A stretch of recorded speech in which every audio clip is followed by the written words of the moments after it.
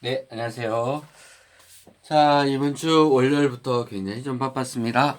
중학교 1학년 과정부터 중학교 3학년 모든 과정들 녹화해서 다 올렸고, 드디어 오늘 고등학교 통합과학 과정 여러분들 녹화해서 올리면 마무리가 될 것 같습니다. 자, 오늘 강의는 남았는 게 지금 15페이지부터 시작해서 26페이지까지 남았거든요. 그래서 15페이지에서 26페이지까지 내용을 어, 전체 다 올리도록 하겠습니다. 알겠죠? 뭐 오늘 하루면 충분히 녹화 가능할 것 같습니다. 대충 분류해 보니까 뭐 한 6번 정도 강의로 나눠서 올리도록 하겠습니다. 자, 그러면 페이지 15쪽을 펼쳐 주시기 바라겠습니다. 페이지 15쪽입니다. 자, 15쪽에 생명 시스템에서의 화학 반응에 대해서 나와 있습니다. 생명 시스템. 그렇죠. 자, 생명 시스템에서의 화학 반응이에요. 예, 생물 아니고 화학 반응입니다. 알겠죠?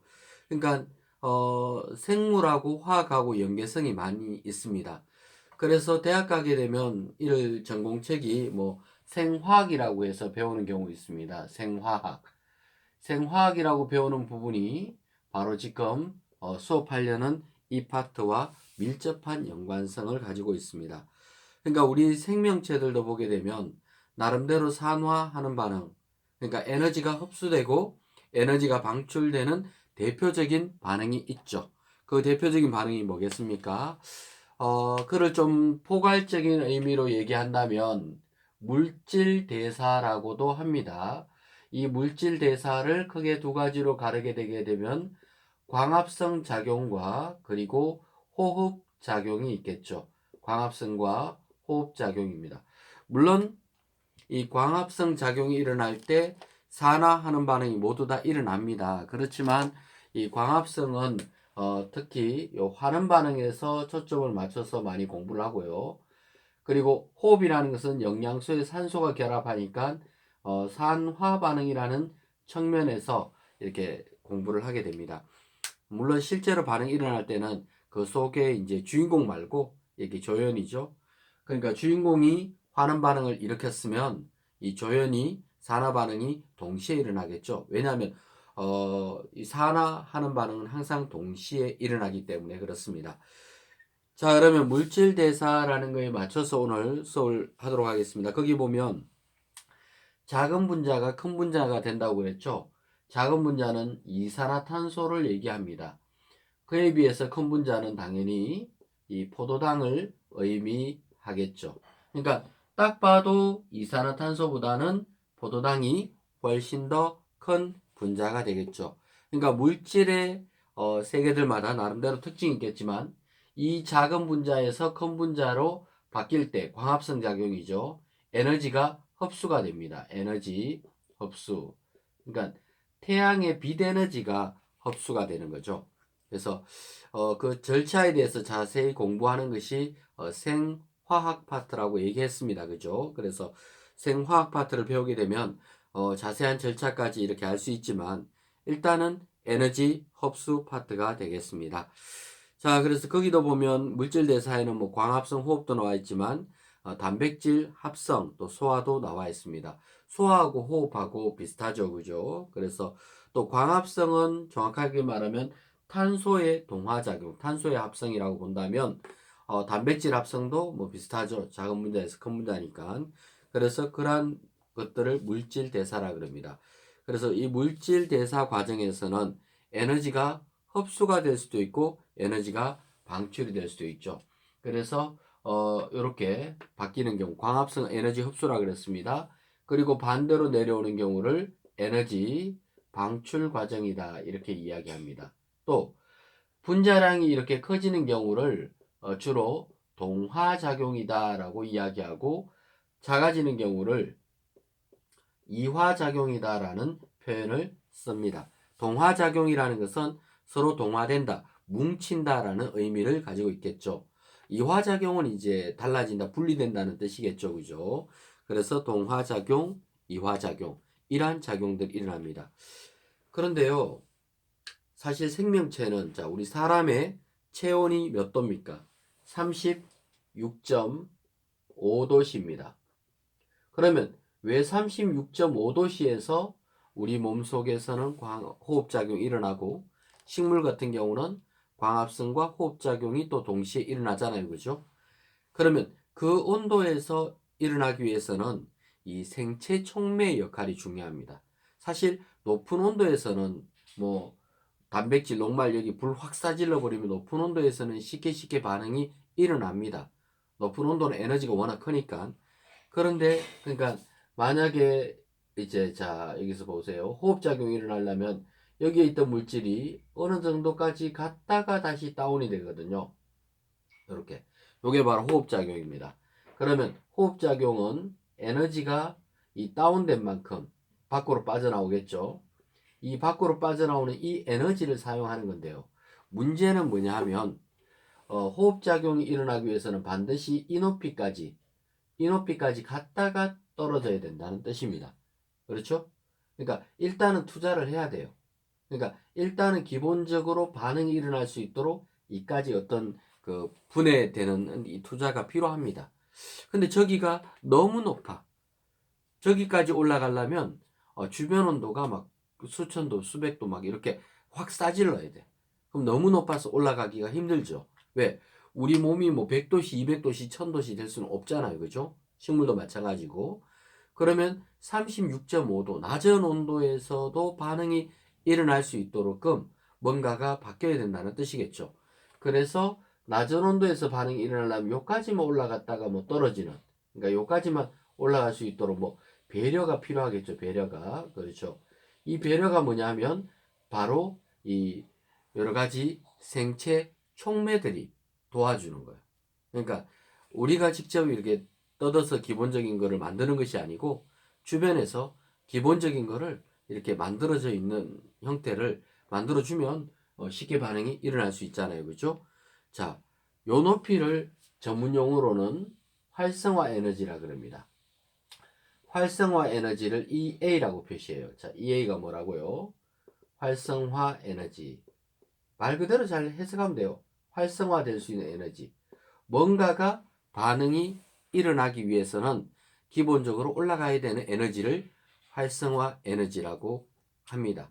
그러니까 우리가 뭔가가 일어나려면 이 기본적인 투자가 필요하잖아요. 그죠? 일단은 거기까지 올라가야 되니까 그 활성화 에너지를 낮춰주는 거예요. 우리가 놀이동산에 가서 정말 에너지를 분비하면서 이렇게 놀라 그러면 기본적으로 이 티켓을 끊어야 되잖아요. 그죠? 그렇죠. 무한히 탈 수 있는 그죠. 자유이용권을 끊어야 들어갈 수 있는 거잖아요. 그죠? 그러면 자유이용권의 가격이 너무 높으면 만약 예를 들어서 뭐 이랜드 가는데 입장료가 뭐 100만 원이다. 못 가겠죠. 물론 그런 상황에서도 갈 수 있는 사람도 있겠지만 그렇죠. 그러니까 그 100만 원 하지 않고 가격을 확 다운돼 가지고 얼마 이렇게 하게 되면 갈 수가 있겠죠. 그것처럼 이 값 자체를 낮춰야 돼요. 낮춰주는 것이 바로 이 생체 촉매의 역할입니다. 생체 촉매. 이 생체 촉매로 사용되는 것은 뭐 효소도 있을 수 있고 뭐 여러 가지 호르몬 우리 몸에도 있고 식물에도 있고 많이 도와주는 역할을 하는 아이들이 있습니다. 얘들의 도움을 받아서 활성화 에너지를 낮추는 거예요. 낮추면 낮은 온도에서도 화학 반응이 일어나게 된다는 뜻입니다. 그러니까 일반적인 화학 반응하고 이 생물학에서 일어나는 생명 시스템에서 일어나는 화학 반응의 조금의 차이는 뭐냐면 바로 활성화 에너지를 낮춰줘서 우리 온도인 36.5도씨에서도 충분히 반응이 일어날 수 있도록끔 했다라는 것입니다. 그렇죠? 그게 이제 생물학에서는 아주 중요한 부분이 되겠죠. 그렇죠? 화학이야 뭐 불 확 싸질러 부는 것부터 시작해가 뭐 그렇죠? 파이어 이래 갖고 하겠지만 여기서는 그러면 안 되겠죠. 그죠? 자, 그래서 이러한 반응들 효소가 있을 때와 없을 때 역할이 다릅니다. 그러니까 생체 촉매는 그 효소는 이렇게 활성화 에너지를 낮춰줍니다. 낮추는 방법이 나와 있어요. 효소의 작용 원리 그래가지고 자 효소가 반응 물질을 기본적으로 이렇게 쪼개주는 거예요. 그렇죠? 몇 단계까지는 이렇게 효소가 좀 분리해서 쉽게 반응이 일어날 수 있도록 기본 디자인을 만들어 주는 거예요. 그리고 이 효소는 한 개만 쪼개는 게 아닙니다. 그렇죠? 계속해서 할 수 있는 거예요. 그렇죠?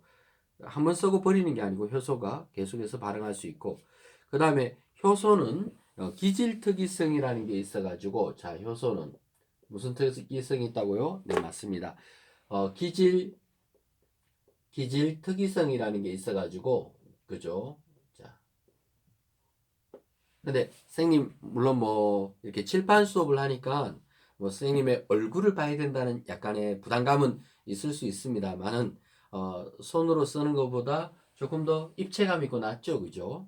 그리고 이 칠판은, 어, 난반사 유리 칠판입니다. 그래서, 여러분들이 봐도 자연스럽죠. 그렇죠. 그냥 칠판 살랬더니 그냥 칠판은 가격은 저렴한데 비해서 이 코팅이 벗겨지게 되면 나중에 못 쓰거든요.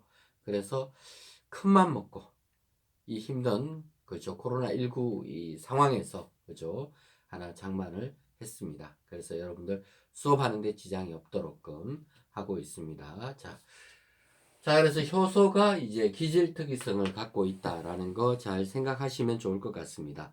그러니까 특정 기질에서만 작동이 돼요. 예를 들어서 자, 어떤 효소가 이런 모양을 갖고 있습니다.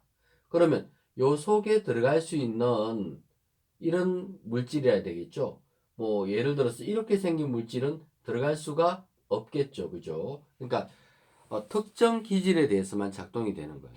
그러니까 우리가 소화제를 먹었을 때, 소화제도 효소 역할이에요.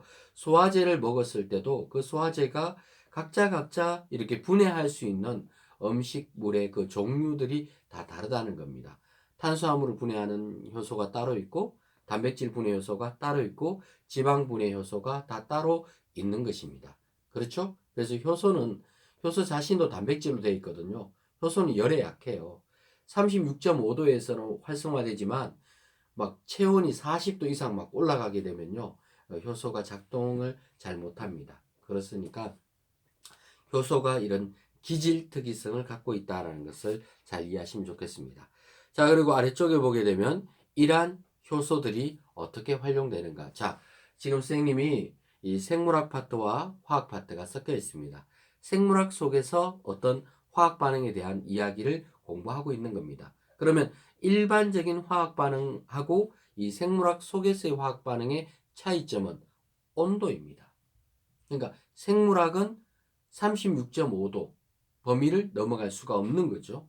그래서 특정 온도에서 반응하기 위해서는 생체 촉매라는 것이 꼭 필요하고 이 생체 촉매의 가장 대표적으로 효소가 나와 있습니다. 그래서 아래쪽에 이 효소의 활용에 대해서 나와 있는 거예요. 한번 보도록 하겠습니다. 자, 발효식품, 김치, 된장, 치즈, 포도주. 자, 음식들을 먹을 때 서양에서는 이렇게 포도주를 약간씩 마시면서 이렇게 음식을 먹잖아요. 우리는 된장찌개를 먹으면서 이렇게 음식을 먹잖아요. 그럼 왜 이렇게 발효 음식을 먹으면서 하느냐 하면 바로 이 발효 음식 같은 경우는 이 효소가 있어서 소화나 여러 가지 이렇게 기능들을 도와주는 역할을 하게 됩니다. 된장 먹고 훔쳤다는 사람 한 명도 들어본 적이 없습니다. 그래서 심지어는 굴에 가게 되면 모든 음식에 간을 할 때 그 소금으로 하지 않습니다. 된장을 풀어요. 그러다 보니까 이게 이제 전부 다 누래요. 뭐 닭고기국을 끓여도 누렇고 심지어는 소고기국인데도 누렇고 뭐 닭백숙을 했는데도 하얗지가 않고 또 누렇고 왜? 다 된장을 퍼넣어서 그렇습니다. 그러니까 된장이 그만큼 소화가 잘 되기 때문에 된장을 넣는 겁니다. 발효 식품이잖아요. 그렇죠? 특히 우리 한국은 이 발효 식품 문화가 굉장히 발달되어 있다라고 보면 되겠습니다. 또 생활 속에서도 보면 효소 치약도 있고 효소 세제 많이 들어본 적 있죠? 효소 세제가 막 자기 스스로 떼에 가서 막 뭉쳐서 이렇게 때를 쉽게 분해시켜주는, 그죠? 담궈 놓기만 해도 때가 숭숭숭 가요. 이런 거 나오잖아요. 그죠? 옛날에 조선시대, 뭐 삼국시대 때 봐봐요. 그렇죠. 그때는 이런 게 없으니까 빨래방망이 들고, 그죠? 때하고 물하고 억지로 막 결합시켜가 씻으려고 들고 패고 난리도 아니잖아요. 그죠? 들고 패다 보면 열 나겠죠. 그죠? 그러니까 온도를 상승시키는 효과도 주고, 두드려 패가 막 집어넣고, 때 튕겨 나오고, 이런 시절이 있었던 거예요. 근데 요즘은 어때요? 세제를 부어 놓기만 해도, 그렇죠. 때가 빠지는 그런 놀라운 시대를 살아가고 있습니다. 또 화장품도 이런 것들이 있대요. 또 그죠? 또 키위나 파인애플로 고기에다가 왜 키위나 파인애플 여러 가지 과일들로 이렇게 이게 재워 놓는다 그러죠. 고기를 하루 이틀 재워 놓으면 고기가 굉장히 연하고 부드러워지죠. 그래서 재워놨던 그 고기를 갖다가 구워 먹으면 굉장히 부드럽고 연해요. 근데 또 부드럽고 연한 것보다는 고기만의 특유의 그 쫄깃함, 그걸 느끼려면 그냥 바로 구우면 되겠죠, 그죠? 재워놓지 말고 바로바로 구우시면 그렇죠. 고기의 이 질김 이런 것들 느끼면서 먹을 수 있습니다. 자, 그 다음에 식혜 만들기. 식혜도 마찬가지입니다. 발효시키는 거예요. 그죠? 소화제도 그렇고, 그 다음에 요금사지, 이런 것들, 포도당 산화 효소를 체크하는 거, 혈당 측정기, 섬유, 의류, 가죽, 이런 것들 전부 다. 그죠? 그러니까 우리 생활 속에서 굉장히 많이 이용하고 있습니다. 사실 가죽도 보게 되면 우리가 입기 위해서는 가죽이 굉장히 부들부들해져야 되잖아요. 그죠? 근데 동물들로부터 가죽을 벗겨낸 다음에 그 가죽을 가만 놔두게 되면 딱딱하게 굳어지겠죠. 점점 갈수록 그대로 두면 우리가 익기가 불편하죠. 그래서 가죽을 부드러워지도록끔 여러 가지 효소 작용을 시키는 것을 뭐 마름질한다라고 이렇게 표현을 하더라고요. 자세히까지는 알 수 없습니다. 제가 가죽 공장에서 뭐 일한 것도 아니고 그죠? 자, 그래서 그런 방법을 통해서 한다라는 겁니다. 또 생활하수, 공장 폐수를 갖다가 이 분해시켜서 원위치 시키는 거. 이런 것들 전부 다 발효하고 관계되죠. 바이오 에너지가 뭔지 알죠? 호주나 이런 데 가보면 소나 뭐 이런 동물들이 응아들을 모아서 놔두면 거기서 발효가 되어서 가스가 발생합니다. 그래서 그 발생하는 가스를 갖다가 생활 에너지로 쓰기도 하고 또 그런 발효된 그름들을 갖다가 식물들에게 또 나눠주잖아요. 그죠? 맛있게 먹어라. 이렇게 해서 퍼다 주기도 합니다. 그죠? 뭐, 식물들이 뭘 알겠어요. 그죠? 퍼다 주면 먹어야지. 왜 할까요? 그죠? 어쨌든 식물들도 그게 바로 발효된 것이기 때문에 굉장히 좋다라는 겁니다. 우리도 사실 김장 담을 때 발효시키잖아요. 그죠? 그래서 발효시켜서 담아 놓는 거하고 똑같습니다. 자, 그러면 16페이지 펼쳐주시기 바랍니다. 생명 시스템에서의 정보의 흐름에 대해서 한번 보도록 하겠습니다. 자, 그러기 위해서는 이 부분을 제가 또 깨끗하게 닦아드리도록 하겠습니다. 자, 칠판이 좋으니까 샤샤샥 닦이죠. 그렇죠. 오, 이번에는 파란색도 잘 닦이네요. 그렇죠. 다른 펜을 쓰니까 파란색 잘 안 닦이더라고요. 그래서 그럼 그걸 안 쓰고 앞으로는 이걸 쓰도록 하겠습니다. 펜이 좋아요. 그죠. 자, 요즘은 집 밖에 못 나가니까 이 칠판도 인터넷으로 주문했고요. 펜도 인터넷으로 주문했고요. 먹을 것도 인터넷으로 주문하고 심지어는 뭐 저희 아들은 뭐 로봇팔 만든다고 지금 작업 중인데 요만한 부속품 하나하나도 전부 다 인터넷으로 주문해가지고 박스는 이만한데 열어보니까 요만한 부속품 하나 들어가 있더라고요. 그 택배비가 더 들 것 같아요. 어쨌든 그런 것도 다 주문해서 집에서 또 생활이 가능하잖아요. 그죠? 자, 그래서 여러분들 자, 수업 하도록 하겠습니다. 자, 그리고